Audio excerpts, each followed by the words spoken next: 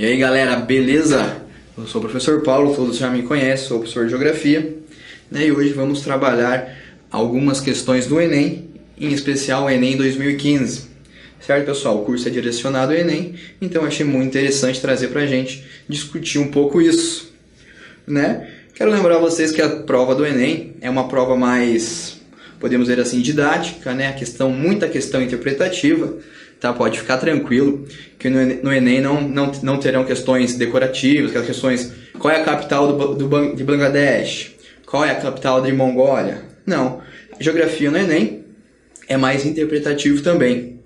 Correto, pessoal? Então vai cair uma questão de urbana, ou vai ter uma chave, né? Alguma coisa para nós identificarmos, né? Ou até chegarmos a algum conceito geográfico. Isso é ruim ou é bom, pessoal? Isso é muito bom. Sabe por que é bom? Porque às vezes a gente não estudou algum assunto, mas só da gente ler o enunciado, ver ali o nome do autor, ver o livro, a gente consegue decifrar, ver o que não está correto, né? E partir para a resposta certa e gabaritar a prova. Beleza? A dica é: sempre leiam devagar, releiam, marque os pontos, né, que vocês acham interessantes na questão e depois partam para resolver, né, e gabaritar a prova, que eu tenho certeza, né, que vocês vão arrasar e vão gabaritar a geografia no Enem. Correto? Então, sem mais delongas, começaremos a nossa aula. Bora lá? Bom, Enem 2015, lembra vocês que dependendo da prova, o número das questões, né, vão alterar, mas depois eu peço para o pessoal da produção deixar um link ali para vocês acessarem a prova e poder estudar em casa tranquilamente.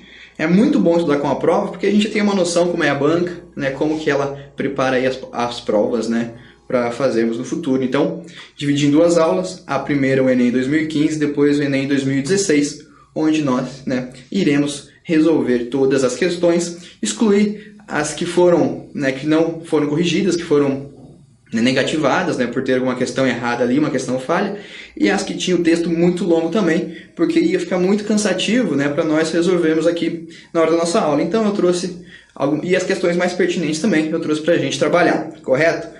Vamos lá então. Primeira questão de geografia, questão 1, né, ele vai trazer ali para você Brasil, fala que é do Ministério do Meio Ambiente, biomas, certo? Aqui no enunciado já podemos ver que a questão vai tratar de geografia ambiental, vai trazer alguma coisa do meio ambiente, certo? Vamos lá? O que ela trouxe? Trouxe um mapa, certo, pessoal? Esse mapa foi tirado da prova, por isso está essa configuração aqui, né? Nem geralmente é preto e branco. Então temos que prestar bastante atenção. Vamos olhar o mapa. Vocês podem ver aqui que ele vai trazer o mapa do Brasil todo, do nosso país, e vai dividir, né, a questão por biomas, né? Nosso país por alguns biomas. Então vamos ver aqui a legenda. Sempre preste atenção na legenda. Na aula de cartografia, o que eu falei? Pessoal, legenda é muito importante.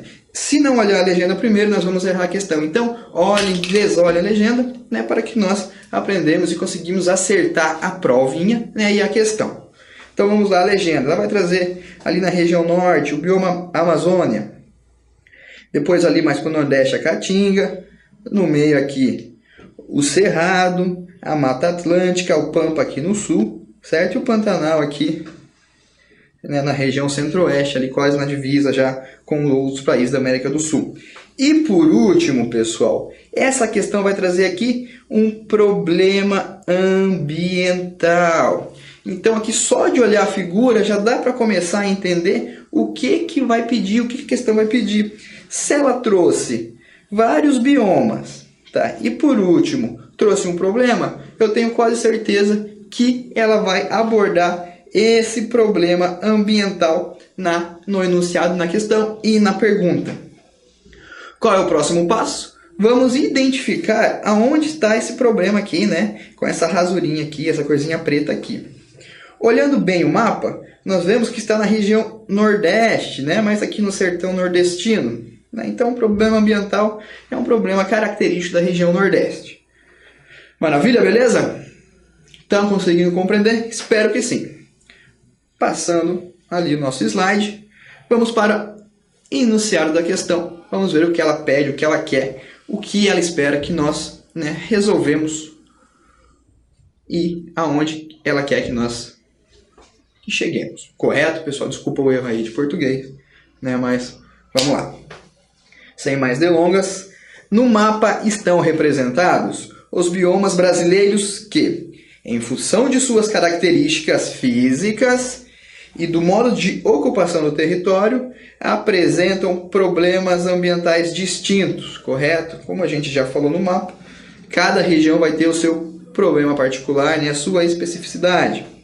Nesse sentido, o que eu cantei para vocês aquela hora? O problema ambiental destacado no mapa indica. O que ele vai indicar? Bom, eu trouxe aqui embaixo o mapinha e as 5 opções, correto? Opção A: desertificação das áreas afetadas. Vamos lá, problema ambiental aqui, região Nordeste, desertificação, seca, falta de chuva, uma área que as frentes frias não chegam, a chuva não chega. Bem, pode ser, vamos deixar essa questão destacada, tudo bem? Vamos para a questão B. Antes de a gente ir para B, eu vou dar uma dica. Não marque uma de cara já, mesmo que você tenha certeza. Leia a questão e veja, né, se tem alguma coisa a ver, né, e vai eliminando as questões erradas, né? Posteriormente vai ficar mais fácil, vai ficar uma ou duas no máximo para a gente escolher a certa. Então vamos lá para B. Poluição dos rios temporários. No mapa ali que ele trouxe para a gente, fala alguma coisa de rio? Traz alguma coisa de rio, alguma coisa de hidrografia? Não traz, pessoal. Então, não é poluição, correto? Alternativa C. Queimada dos remanescentes vegetais. Aqui na problemática, ele fala alguma coisa de queimada? Também não fala. E, né, uma dica aqui, se fosse queimada, provavelmente cairia aqui para a região norte ou aqui para o centro-oeste, né? Umas regiões mais quentes, onde há incidência maior das queimadas. Então, também não é C, né? Questão de desmatamento das matas ciliares. Bom, pessoal, aqui no mapa também não fala nada de mata ciliar, correto? Para quem não lembra, né, na nossa aula de hidrografia falamos de matas ciliares. E o que são, né? O que é a mata ciliar? A mata ciliar, pessoal, nada mais é do que aquela vegetação que fica à margem dos rios. Serve para proteger o rio da poluição, do assoreamento, então, e entre outras coisas. Então, a mata ciliar é a proteção natural dos rios, correto? Mas aqui também, como não fala nada de rio, também não é a questão D. Para a questão E, vamos lá.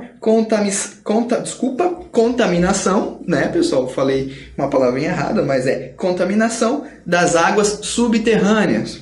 Tá certo essa, pessoal? 3, 2, 1. Não tá certo, tá errado. Nem de mata, nem de água subterrânea fala a questão. Então, o que sobrou? Qual que é a certa? Qual que é?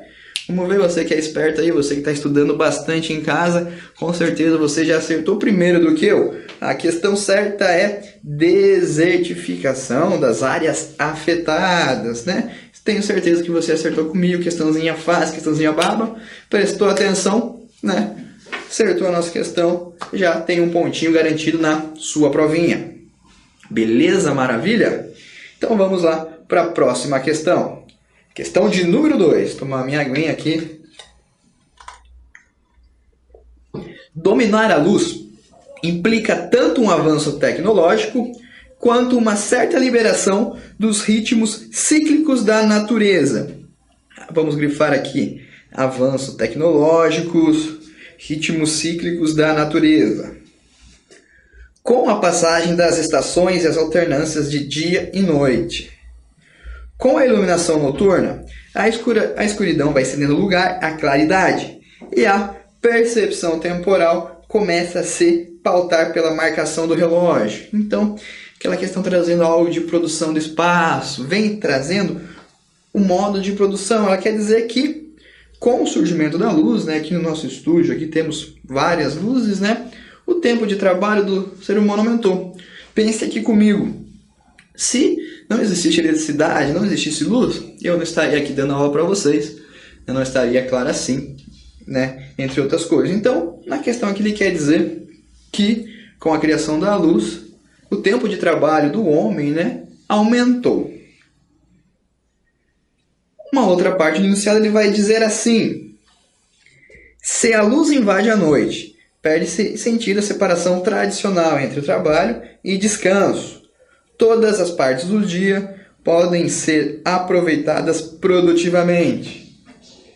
Certo, pessoal? Então, como eu já disse, hoje em dia as pessoas trabalham tanto de dia quanto de noite, tá? Não há um período correto, né, para nós trabalharmos, né?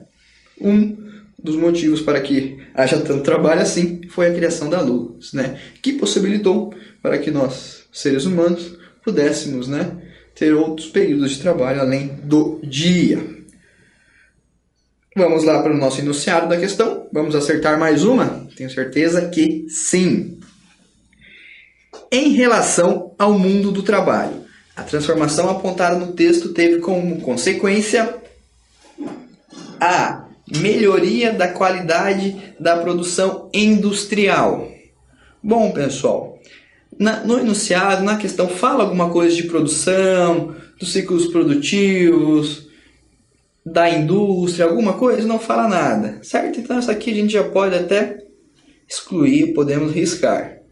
Lembra da dica? Sempre ler tudo, ver o que não se adequa à questão, né, e deixar mais aquilo que está interligado para nós acertarmos, que com certeza a possibilidade de acerto vai ser bem maior do que ficarmos, né, chutar uma só ou ler, acho que essa está certa e não ler as outras. Então sempre leia tudo e depois tire as suas conclusões. Vamos lá para B. Redução da oferta de emprego nas zonas rurais. Também não falou de geografia agrária, não falou de produção de tecnologia e não falou nem de emprego. Então também a letra B, né, a alternativa B, está errada.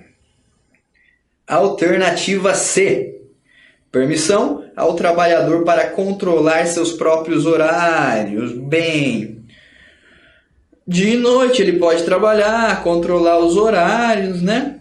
Mas também na questão não falou nada de controle, correto, pessoal? Então acho que essa questão também não vai estar certa, não vai ter muito a ver. Então podemos desconsiderá-la.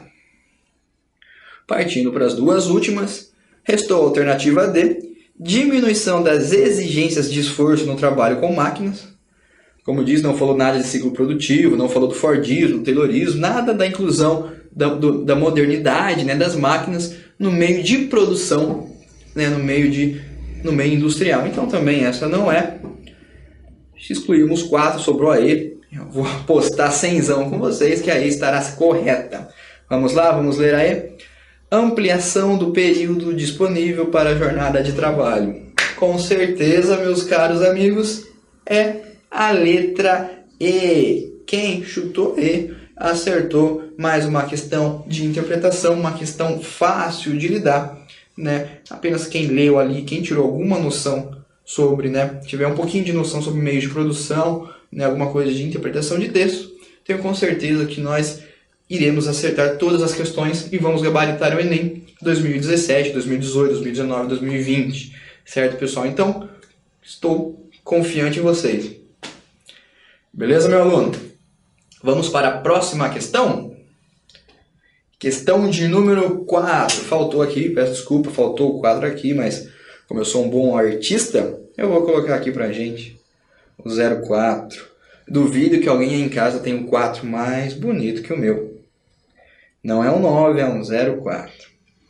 Como eu disse, né, o Enem ele vai trazer questões atuais, ele vai trazer interpretação, e uma das formas de interpretação é uma charge. No caso, esta charge aqui. Eu vou dar para vocês 5 segundos para ler essa charge, tentarem pensar. Valendo de agora.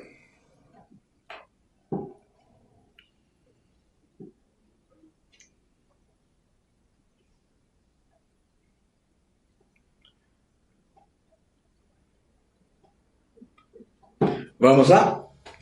Então, pessoal, o que vocês entenderam dessa charge, né, deste texto? Então, o homem, né, olhando aqui a imagem, tem um senhor sentado na cadeirinha, tem minha cadeirinha aqui, e à frente desse senhor tem um delegado. Presta atenção em todos os detalhes, né? O homem aqui é um delegado. A pergunta do delegado para o moço ali, que parece bem preocupado, é a seguinte: por que o senhor desconfia que sua mulher está tentando matá-lo? Acusação grave, pessoal. O homem acha que a mulher quer acabar com a vida dele. Bom, o homem vai falar assim: tente imaginar comigo. Seu delegado, essa mulher me serviu pimentão, alface e tomate no jantar. E ainda de sobremesa, morango e uva. Tantara. Vamos pensar um pouquinho. A mulher está dando alimentos para o seu marido e ele está com medo, né? Medo de alguma coisa. E por que ele tem medo? Aqui ele vai falar de pimentão, de alface, tomate, morango, uva. Então ele vai trazer alguma coisa da produção agrícola, da geografia agrária. Aqui já tem, né, algumas, né, questão de geografia agrária.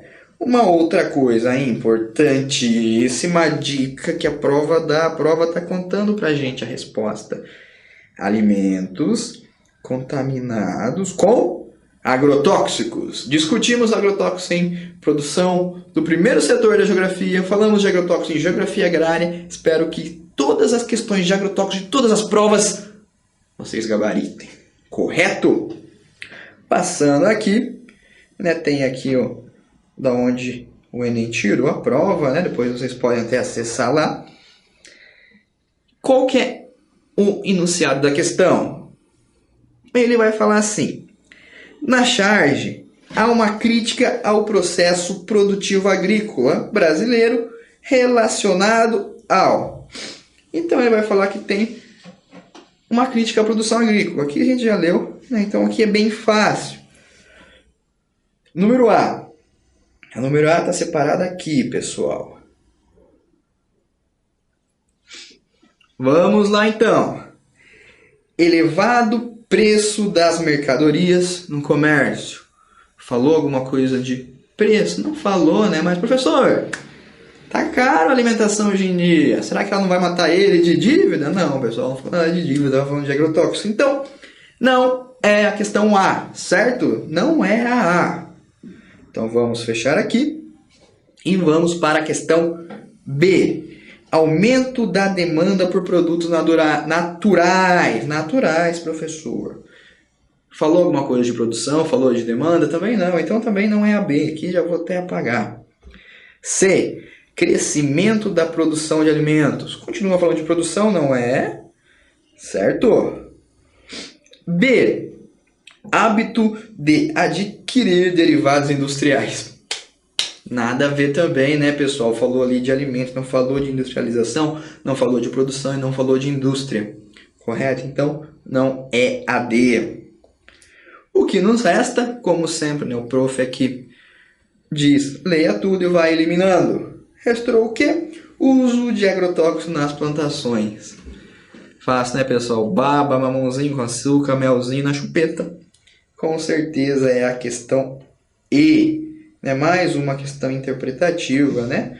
Só olhando ali a charge a gente já conseguiria acertar. Eu nem precisava ter estudado geografia agrária para resolver essa questão, né? Mas eu lembro que é muito importante, pois cai em várias questões. E quanto mais você estuda, mais seu leque aumenta e mais possibilidades de acertos, né, vocês terão na prova. Eu tenho certeza, eu vou falar isso pela terceira vez, que vocês gabaritarão, né? Irão gabaritar, desculpa, professor. Errou no português, mas sou de geografia, dá um desconto, né?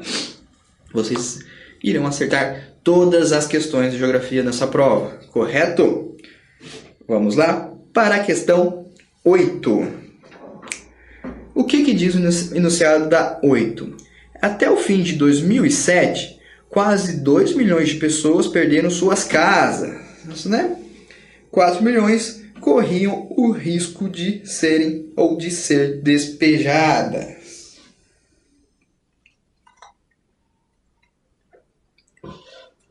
Os valores das casas despencaram em quase todos os Estados Unidos e muitas famílias acabaram devendo mais por suas casas do que o próprio valor do imóvel.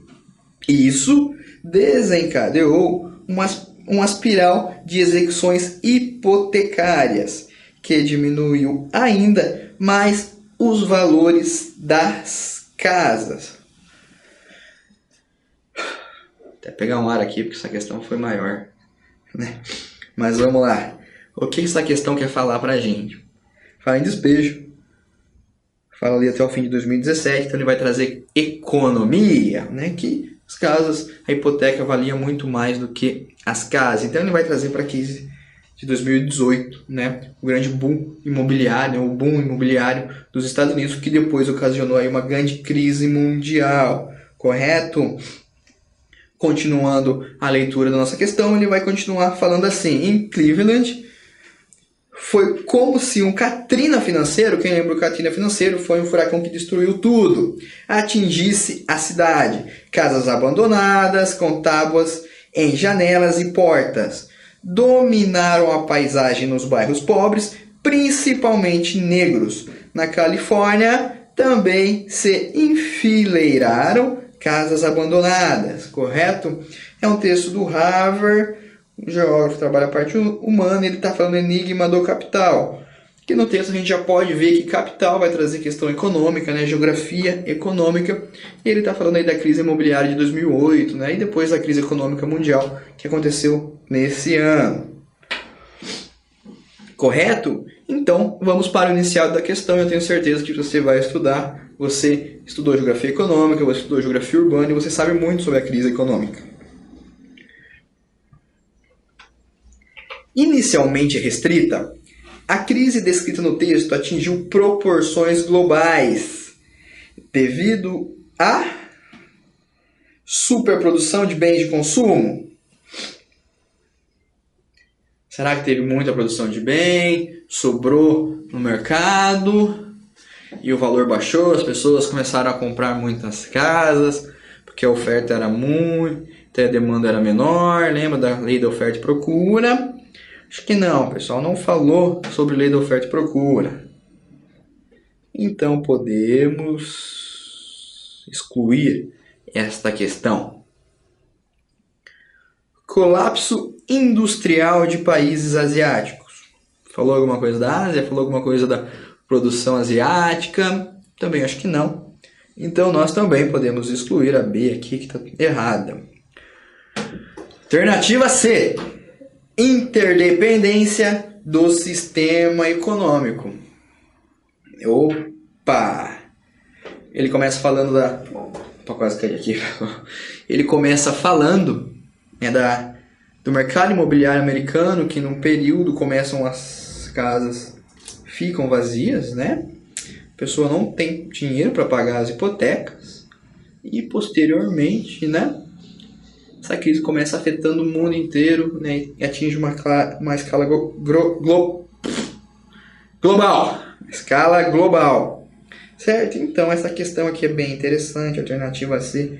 Eu vou deixar ela aqui marcadinha, bem fofinha pra gente ver depois. Vamos lá para D, né? Onde fala assim: isolamento político dos países desenvolvidos. Falou alguma coisa de geopolítica? Não. Falou que os Estados Unidos estava isolado? Não. Falou que depois eu estou isolado? Não. Você está isolado? Não. Então não é a D. Então podemos apagar a questão D. Vamos para a E. Austeridade fiscal dos países em desenvolvimento. Foi calote dos países menores, dos países em desenvolvimento? Foi calote?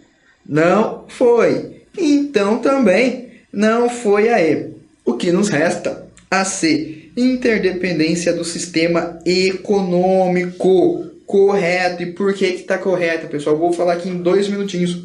Minto em 30 segundos, minto em 10 segundos. A questão do mercado americano imobiliário da crise de 2008, que já estudamos, né, em geografia econômica, em geografia urbana, em geografia imobiliária, né, em todas essas questões, correto? O que foi a crise de 2008? Por que teve esse problema imobiliário? Pense comigo aqui. As pessoas, em 2007, né, os bancos americanos baixaram juros para incentivar, né, a compra de casa, um pouco até antes de 2007. Muitas pessoas que não tinham muita renda compraram essas casas, né? Então todas as casas estavam ocupadas, pagavam a sua hipoteca tranquilamente. A partir de um momento, a economia americana, os bancos americanos, estadunidenses, mais correto, né, que todos nós somos americanos, mas os bancos estadunidenses tiveram que subir os juros, né? Ou seja, a hipoteca aumentou. Essas pessoas que no primeiro momento compraram sua casinha, compraram o celular, não tinham mais dinheiro, né, para pagar a sua hipoteca. Quando você não paga a sua casa para o banco, o que ele faz? Ele toma a sua casa. Então isso para o banco no começo era bom, porque te vendeu, ele pagou um pouco, a gente pega de novo e vende pouco. Então o banco foi bom. Mas aconteceu o quê? Que houve um número enorme de inadimplentes. Muitas pessoas não conseguiam pagar o seu imóvel, não conseguiam pagar a sua casa. Então o banco começou a pegar, né, as casas, né, tirar as pessoas e pegar as casas. Só que não tinha para quem revender. Então começou a ter muita casa vazia. O que aconteceu com o valor dos imóveis? Despencou. Com o imóvel lá embaixo fica mais barato. E quem já tinha comprado uma casa antes e estava pagando sua hipoteca, via, a casa do meu vizinho está valendo um quarto do que eu estou pagando minha hipoteca. Por que eu vou pagar minha hipoteca nesse valor se por metade eu compro uma aqui do lado? Então também parou de pagar e o banco tomou. O que aconteceu? Os bancos americanos tinham muita casa. Muita casa não tinha como vender. Começou a não ter mais dinheiro, né? Resumidamente assim. E o que foi feito? As ações dos bancos começaram a cair. E, consequentemente, as empresas que tinham ações bancárias americanas começaram a perder valor também, porque as ações começaram a despencar. Consequentemente, outras empresas do mundo inteiro que tinham ações dessas outras empresas que possuíam ações imobiliárias também começaram a cair. Foi que formou aquela bolha, né? Aquela coisa enorme, onde tudo começou a despencar e cair o valor, onde não tinha mais dinheiro circulando e ocorreu a crise de 2008. Resumidamente, é isso. Eu digo que você que não entendeu, que está com dúvida, assista a aula de Geografia Econômica, correto? Então a certa é a questão C. Maravilha? Vamos para a próxima questão. A questão é a questão 12, sem mais delongas. Vamos lá. O processo de concentração urbana no Brasil, em determinados locais, teve momentos de maior intensidade. E, ao que tudo indica, atualmente, passa por uma desaceleração no ritmo de crescimento populacional nos grandes centros urbanos, né? Então aqui a gente, lendo essa primeira parte, já dá para ver que vai falar sobre geografia urbana, né, no Brasil, a produção da geografia urbana, correto? Se vê o autor, cidade e metrópole, vai falar de geografia urbana. Para você que é fera em geografia urbana, vai matar a pau, né? Vai ser muito bom, vai acertar, tenho certeza. O que ele vai falar aqui nessa questão? Uma causa para o processo socioespacial mencionado no texto é: por que antes, pense aqui comigo, por que antes os grandes centros urbanos, São Paulo, Rio de Janeiro, Salvador, minha terra boa, Bahia, Curitiba, as capitais, né, em si, tiveram aquele boom, né, cresceram, né, pessoas vinham das zonas rurais, né, para morar nas cidades. E vinham em busca do quê? Em busca de emprego, em busca de trabalho. Por quê?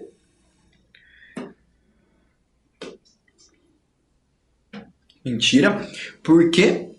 Porque tinha muita indústria, tem muita indústria, tinha muito trabalho. Então, quando o Brasil se industrializou, ali por volta de 1930, essa questão de indústria atraiu muitas pessoas. Né? Então, muita gente veio morar nos grandes centros. Vieram morar nos grandes centros, né? Mas o que agora acontece, como nós já discutimos em geografia da produção e geografia econômica? Essas grandes empresas, principalmente o segundo setor, o segundo de produção bruta, né? Questão da produção do ferro, madeiras, não estão mais na grande cidade, na metrópole. Tudo indica que eles estão saindo da metrópole para cidades médias. Por quê? Mão de obra mais barata, né? Menor concorrência no mercado de trabalho, né? De acordo com os seus funcionários, né? E o custo de implantação nessas cidades menores é mais baixo. Então, tendência da industrialização agora no século XXI é as indústrias, principalmente do segundo setor, partir para cidades médias. Correto? Então essa é uma dica para respondermos essa questão. Então vamos lá. Uma causa para o processo socioespacial mencionado no texto é carência de matéria-prima. O texto falou alguma coisa de matéria-prima? Não falou, então está errada. Degradação da rede rodoviária. Nós estamos falando aqui de rede de transporte, questão logística do Brasil. Também não tem nada a ver. Aumento do crescimento vegetativo. Não falou nada de crescimento populacional. Não tem nada a ver. Também não é. Falou de nascimento, quando nasce, quando morre. Então não é crescimento vegetativo. Centralização do poder político, é geopolítica, falar uma coisa de política. Eu falo muito rápido às vezes, espero que vocês entendam, né? Prometo que vou treinar para falar mais devagar. Também não é a centralização do poder político. O que nos resta? A relocação da atividade industrial. E com certeza é essa coisinha linda aqui, pessoal. Como o prof já disse, tendência é das grandes indústrias, do segundo setor partir para a cidade média. Então há uma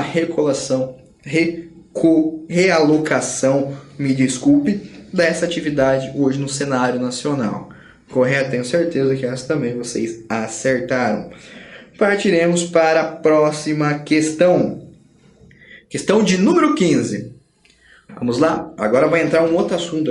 Até agora a prova veio falando ali de produção, falou um pouco de urbana, geoeconômica. Agora, sem a gente ler, a gente já vai ver que vai cair cartografia. Então, estudem tudo de geografia, tudo importante. Não tem algo mais importante, algo menos importante. A geografia em si é uma matéria linda, onde você vai poder entender o mundo e compreender as relações sociais que nós, seres humanos, temos com o nosso planeta, né? Com o nosso universo. Por isso que essa ciência é a melhor de todas. Mentira, mas é uma ciência maravilhosa que todos devem aprender, tá? Não é só para o Enem, mas para a vida inteira.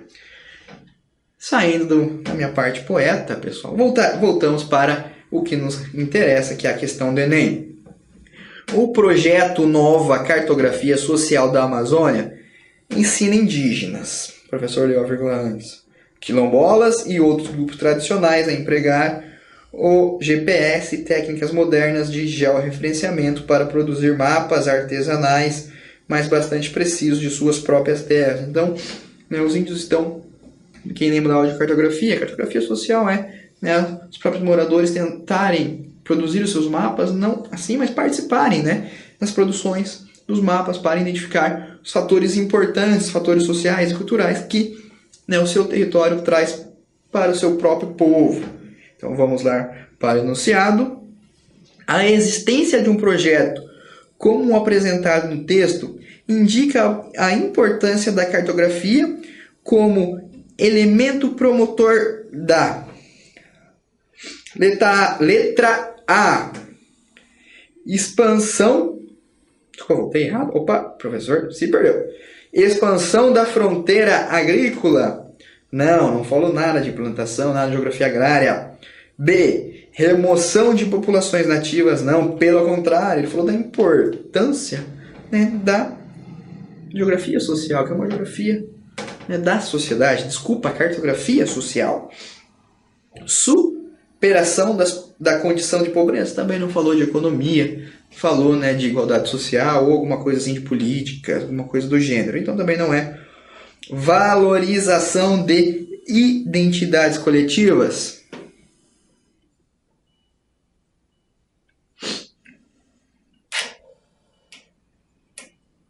Preciso falar alguma coisa, pessoal? Acho que nem vou ler aí, né? Que a cartografia social serve justamente para isso, para identificarmos os fatores que é importante, né? Para que os moradores identifiquem o que tem mais de valor para eles no lugar onde moram. Correto? Questão bonita, né, pessoal? A cartografia social é algo lindo. E aí, para desencargo de consciência, a implantação de modernos projetos agroindustrial. Não falou de agroindústria, não falou de meio de produção, também não é. Podemos ir para a próxima. Até apaguei aqui.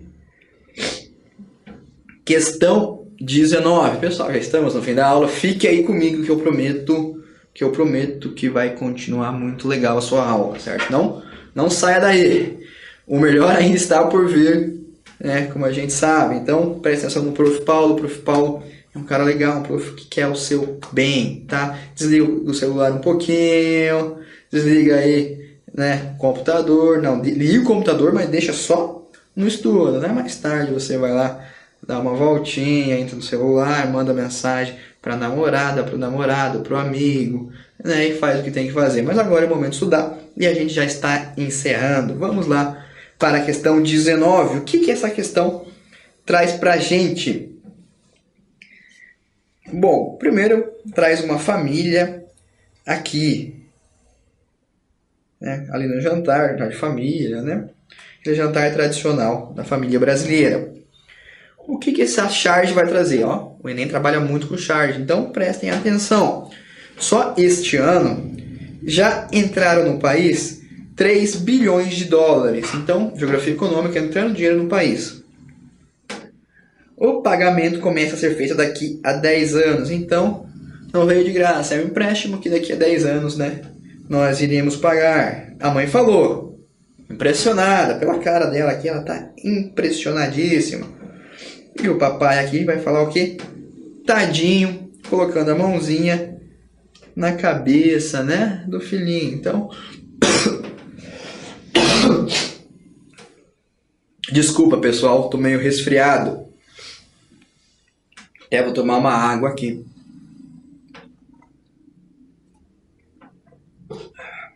Vamos lá. O papai colocou a cabeça, ó, a mão na cabeça do filho e disse tadinho. Então, diz que não trouxe a entender que aqui não é algo bom. O que o enunciado da questão vai falar pra gente? O enunciado fala assim: uma história do Brasil através da caricatura, é o nome da obra.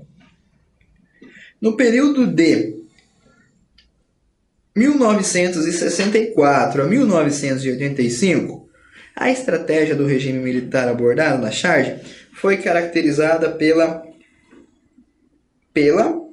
tcharam, letra A, priorização da segurança nacional. Não falou nada de segurança, não falou nada de como era a política, então já não é a A. B, capacitação de financiamentos estrangeiros. Opa! Falou de empréstimo, pago daqui a 10 anos, com certeza, né, pessoal? Vamos para a próximas. Execução de cortes nos gastos públicos. Nacionalização de empresas multinacionais. Não falou de corte, não falou de nacionalização de empresa. Promoção de políticas de distribuição de renda, muito menos, né? Falou de empréstimo, então, com certeza, a questão 19 é a letra B. Tudo ok? Vamos para a próxima, pessoal. A próxima, já apaguei ali, é a questão 21. Atualmente, as represálias econômicas contra as empresas informáticas norte-americanas continuam. A Alemanha proibiu um aplicativo dos Estados Unidos de compartilhamento de carros na China. Opa! Vamos ler de novo, pessoal. Me perdi novamente, né? O professor está meio perdido, desculpa. Pulei a pontuação. Atualmente, as represálias econômicas contra as empresas de informática norte-americanas continuam.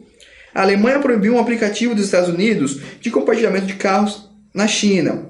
O governo explicou que os equipamentos e serviços de informática norte-americanos representam uma ameaça, pedindo que as empresas estatais não recorram a eles. Certo? Então aqui fala de um boicote que a Alemanha e a China fez aos Estados Unidos de empresas de informática, trazendo um pouco para a história recente do país, um pouco para a atualidade. Teve um período que os Estados Unidos foi considerado de espionagem, até teve um caso aqui no presidente do nosso país, espionagem de e-mail, né? Essas questões aí. Então, né, voltando para esse assunto, o que a questão vai pedir para a gente?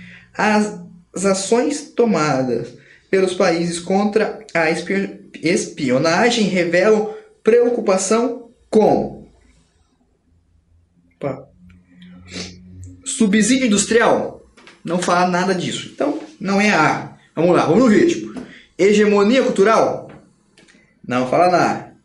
Protecionismo dos mercados? Se falasse alguma coisa que na Alemanha produz um chopp maravilhoso, um chopp muito bom, sem falar, não foi eu que falei. E os Estados Unidos quis instalar um chopp bom também, na própria Alemanha, a Alemanha proibiu. Isso seria proteção do mercado. E não fala disso. Então também não é protecionismo dos mercados. Desemprego tecnológico? Também não falou nada disso, né? Então, o que nos resta é a segurança dos dados. Beleza, pessoal? Compreenderam um pouco essa questão do Enem? Pessoal, maravilha? Espero que tenham gostado da aula, espero que tenham entendido, né, nossa primeira parte, né, do Enem 2015. Lembro que trabalhamos algumas questões, teremos aí mais duas aulas aí onde trabalharemos, né, mais questões. Isso é muito importante para o quê? Para que nós possamos entender como é a banca, o que ela pede, né, e o que devemos estudar. Então, em resumo, o que todas as questões, né, eu vou até fechar aqui porque não olha mais aqui, olha aqui, o que todas as questões pediu, né, o que caiu aqui pra gente. A maioria foi interpretação, pessoal. Então, preste atenção no contexto, leiam com atenção e tente compreender o que a questão quer exatamente, né? Leiam com calma, leiam uma ou duas vezes, eliminem as questões que estão absurdamente erradas e fiquem com que as provavelmente e fiquem com as certas. Certo, pessoal? Muito obrigado pela atenção, espero que tenham gostado e espero vocês na nossa próxima aula. Um forte abraço a todos e lembre-se, geografia na cabeça. Falou, até mais!